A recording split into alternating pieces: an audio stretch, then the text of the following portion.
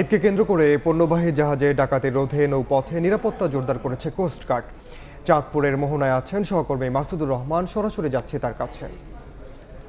মাসুদ, চাঁদপুরের যে এই নদী পথে নিরাপত্তা জোরদারের জন্য কোস্টগার্ড আজকে সকাল থেকেই আমরা দেখেছি যে তাদের যেই স্পিড বোর্ডে তারা তাদের সদস্যদের আর্ম হয়ে তারা এই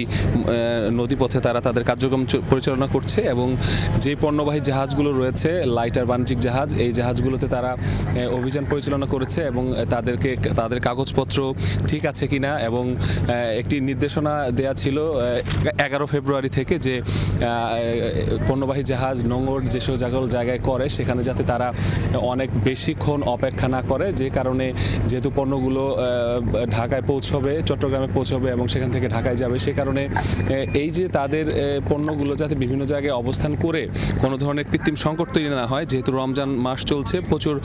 পণ্যের প্রয়োজন হয়, সেই পণ্যগুলো যাতে কোথাও দাঁড়িয়ে কোনো ধরনের কৃত্রিম সংকট তৈরি না হয় সেটি একটি বিষয়ে তারা নজরদারি করছে। এবং এর চেয়েও বড় বিষয় সেটি হচ্ছে যে ঈদকে সামনে রেখে বিভিন্ন জায়গায় ডাকাতি বেড়ে যায়, সেই ডাকাতি প্রতিরোধেও তারা তৎপর রয়েছে এবং লাইটার জাহাজগুলোকে ঘিরে কোনোভাবে যাতে নৌপথে ডাকাতির ঘটনা না ঘটে। পাশাপাশি যেই চুরির একটি বিষয় ঘটে অনেক জায়গায়, অনেক পণ্যবাহী জাহাজ সেগুলো নোঙর করে রাখলে সেখানে চুরি হয় পণ্য, সেই বিষয়গুলো তারা নজরদারি করছে। 5 আগস্টের আগে কোস্টগার্ড এগুলো একেবারেই 24 ঘন্টা তৎপরতা চালাতো না, কিন্তু 5 আগস্টের পরে যেহেতু আইন শৃঙ্খলা পরিস্থিতি বিভিন্নভাবে অবনতি ঘটার পরে কোস্টগার্ডকে তৎপর করা হয় এবং কোস্টগার্ড নদীপথে 24 ঘন্টায় তাদের যে টহল স্পিড বোর্ডের মাধ্যমে সেই টহল তারা জোরদার করে এবং জোরদার করে যে কোনো ধরনের অপরাধ তৎপরতা রোধের জন্য তারা কাজ করে যাচ্ছে। তারা 11 ফেব্রুয়ারি থেকে সারা দেশে 1085টি বাণিজ্যিক ও লাইটার জাহাজে যৌথ অভিযান পরিচালনা করেছে এবং যৌথ অভিযান পরিচালনা করে তারা এই যে বিভিন্ন ফিটনেস এবং বিভিন্ন ধরনের কাগজপত্র আছে কিনা সেগুলো তারা চেক করেছে এবং তারা যেটি বলেছে যে পণ্য গন্তব্যে পৌঁছা পর্যন্ত নিরাপদে এবং সেই জাহাজের